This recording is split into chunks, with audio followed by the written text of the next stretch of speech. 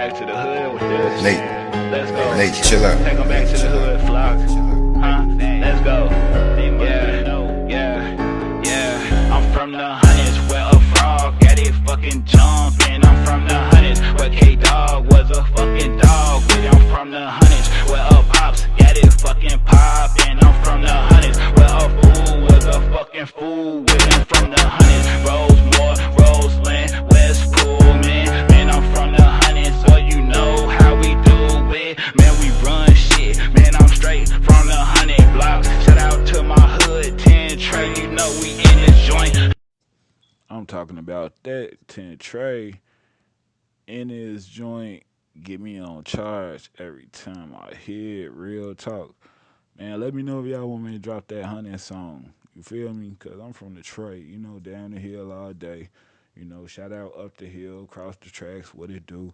All the hundreds is my whole hood. You feel me? If y'all want me to drop that 100 song, let me know. Because I'm talking about it's going dumb. Real talk. You know, but right now, this about dude, Alpo. You know what I'm saying? You seeing the movie Paid in Full, you know, Mekhi Phifer, you know what I'm saying, Cameron, you know, Fam Bam. Hit that sub button. You feel me?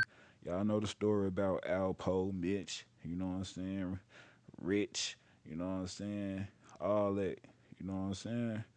So at the end of the day, I ain't really got to go through too much, but this actual facts, though, you know what I'm showing you, though, this buddy, you know, this dude, you know, that's Alpo, the real Alpo. You know, like, dude was a trapper. He was out there jugging, finessing, real flamboyant, flashy dude, young cat, you know, out there, you know, with the best of them doing what it do. Very well known in the streets. Straight up. Caught 14 bodies. You know, like, buddy, he really was on that. He wasn't just talking, he really was on that. Like, that what he did. You know, but he also was a snitch because he got jammed up and he started telling on everybody.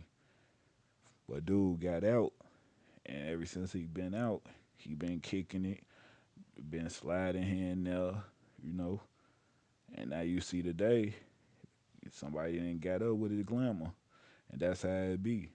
You know what I'm saying? Like real talk. So you know, Buddy got hit a couple times up in his truck. From what I'm seeing and what I'm hearing, like Buddy was at a Halloween little demo, you know, at a little Halloween party, kicking it, you know what I'm saying? And he was posted for a minute in his whip, like he was finna leave or something, and he was posted in front of the party in his truck for a minute. And he had a little shorty with him up in the car. So I don't know, you know, what made dude just sit there, but apparently, you know, somebody slid on him and did him in. And, you know, I ain't from New York. I'm from Chicago, Chirac. So, you know, I don't be knowing how the streets is and what's exactly on what block like that. But from what I'm hearing, like the police station right there from, you know, like the same block where dude got killed. You know what I'm saying? Like real talk. So the niggas slid on him and the police station right there. Like they didn't even care. Like they like we gotta get dude. Like that's what it is. But you know, if y'all want some more content, man, you know, like this, y'all gotta hit that sub button. Go ahead, rock out with me. You know, like it is what it is. Alpo gone. You know, they slid on Buddy. You know what I'm saying? And you know, he was out here. You know, 690, and niggas got up with him. At the end of the day, you know what I'm saying? People feeling the way they feel. Like you know what I'm saying? You know, some people, you know, it's actually people out there who feel some type of way because, you know, dude was real charismatic. You know what I'm saying? And if you ain't never seen him, hit that sub button, rock out with the guys. But if you ain't never seen him, like actual talking and moving, how he do things, then you ain't gonna understand it. You know, but for the people that actually knew dude, you'll understand. So check this content out, rock out, hit that sub button, and rock out.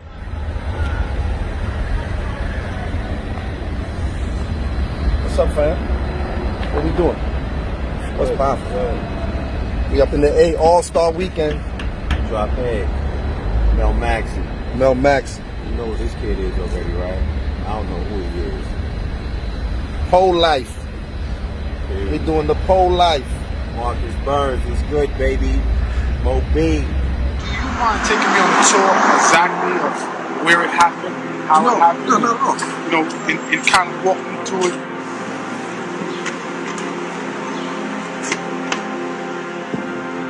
Right here where I was meeting Rich that night. And I pulled up right here. He got into the van. He got into the van right here. And once he got into the van, I knew I had to lock. I locked the doors. And as I was pulling off, I was asking him, because it didn't take long after I pulled off. I was asking him like, "Yo, Rich, where did you get that coat from, man? That shit was good." Because I wanted to make him comfortable. That shit was good as a motherfucker. He's like, "I got it from my connect." So yeah. So from there, I knew he was lying. I turned to my little man.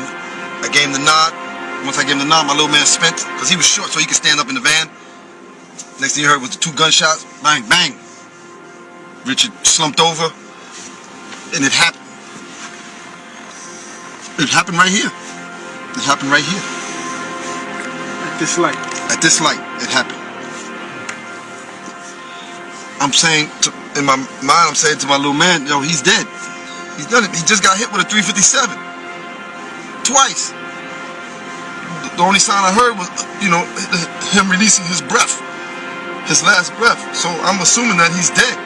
And I need to find a place to put his, leave his body without anyone seeing me and seeing the van or just, so the only place I can think of and just driving it, and it's just so funny. I'm saying City Island, but I'm not even sure if I wanted City Island, but I just knew I wanted to get off the streets and get onto a highway. How did you feel? Was you mad? Was you angry? Like, what was going on in your head? I was very mad. I just killed a nigga that I loved. A nigga that I was getting money with.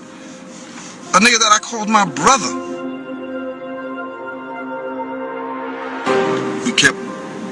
We kept driving this way, and until I can find a remote spot to leave the body. Go around this turn right here. Yeah, loop it real quick. It was somewhere over here. So I pulled over like right here, just threw the van up on as close as I can to the rail. Once I pulled over, my little man, Gary's probably like 5'3", 1 something. So I'm trying to stay behind this. I'm trying to stay behind the steering wheel. I'm trying to stay in the driver's seat just in case we got to pull off, and have him go dump the body. But when he went to go try to get Rich out the car, he couldn't pick him up. He couldn't pick him up. Rich was bigger than him, so he couldn't move him to put him in the woods and all that. So now I had to get out the van to go help him. And when I went to go help him, Richard made a sound. So that shit startled me. Like, oh shit, he's still alive. So I grabbed the gun from my little man and put one in his head. And then I had to pick him up. And dump him in the woods and leave his body. I was able to, get him where he needed to be. And then we jumped back in the van, and I made sure I didn't skid off or anything like that to leave any kind of tracks. And we left.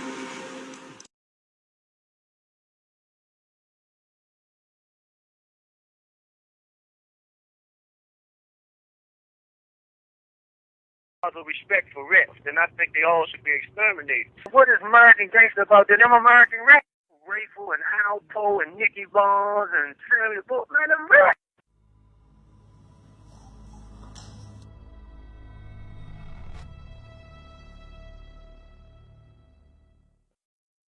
DC was definitely not a time to play with you. Yo, they didn't think twice about laying you out at DC.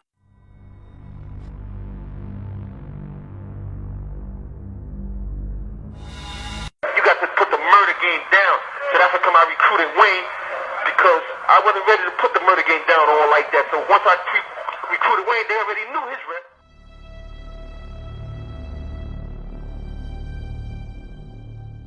This guy, Wayne Perry, was considered the Michael Jordan of the murder game. Wayne Perry was one of our most prolific killers in D.C. during the time when the violence in D.C. had just gotten completely out of control back in 1989, 1990, 91. A New York drug dealer by the name of Alpo, Albert Geddes Martinez, moved from New York to the D.C. area.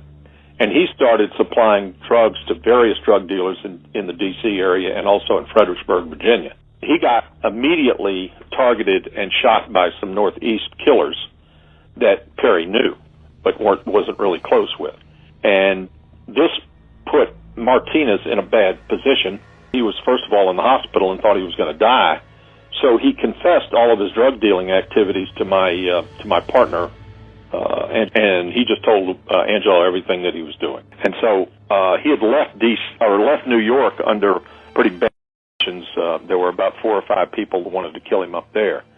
He had been involved in the murder of a friend of a major drug dealer in Harlem. When we had Martinez in custody, and we had him in custody for about 2 or 3 months, he started to cooperate with us. We really started getting that corroborative information about many of the murders.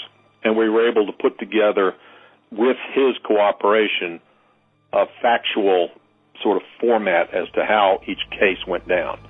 Because we ended up wanting to charge all those summertime murders. And that's what we ended up doing. We charged them all. Martinez pled to 14 murders, and we ended up having him go through all of the D.C. murders that he had done with Perry, and ones that he could remember and details that he could remember. But he also knew about other cases that Perry had done that he was aware of but didn't have any first-hand knowledge. When I got the information, I remember I went back to see him at the jail, and we sat down, and I stared at him for about 2 or 3 minutes. I was just shaking my head, and I said to him, you know, I can't believe all what I'm seeing and hearing here. My lawyer was like, your ace in the hole is, if they ever ask you to tell, you really need to think about that. When it came to dealing with us, it was the same. He'd already made a decision. Look, let's do a deal. People like Rayful came across my head. People like Jack came across my head. The young dudes before me that went to trial, that, you know, strapped up their nuts, went before me and came back with natural life and all that. I ain't going to do that. Natural life. Natural life in prison. I'm 24, 25 years old. Once I was in this predicament, I couldn't do it, Antoine. I couldn't see myself in prison for the rest. I also looked at people like Nicky. Dudes like Nicky came across my mind, like how he put in 21 years, 20 years.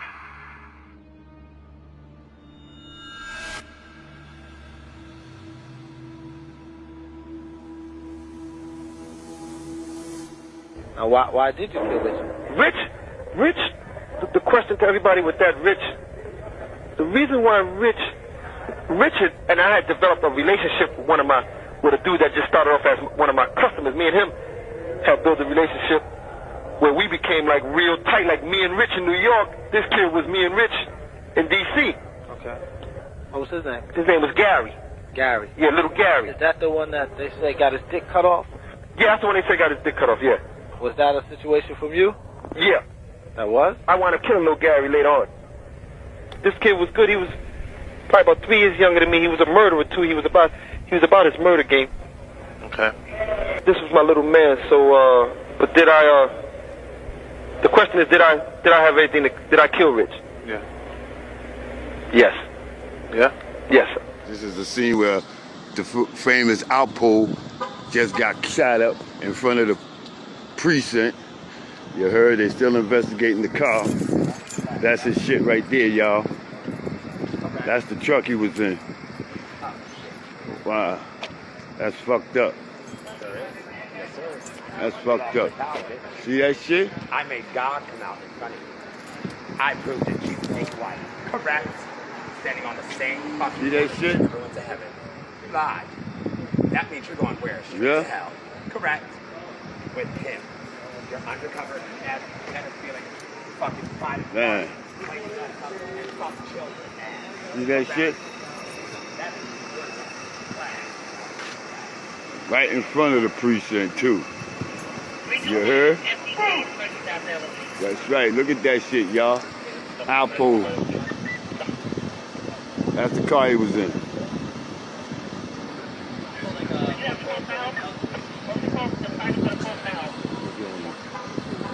That's the one he was in.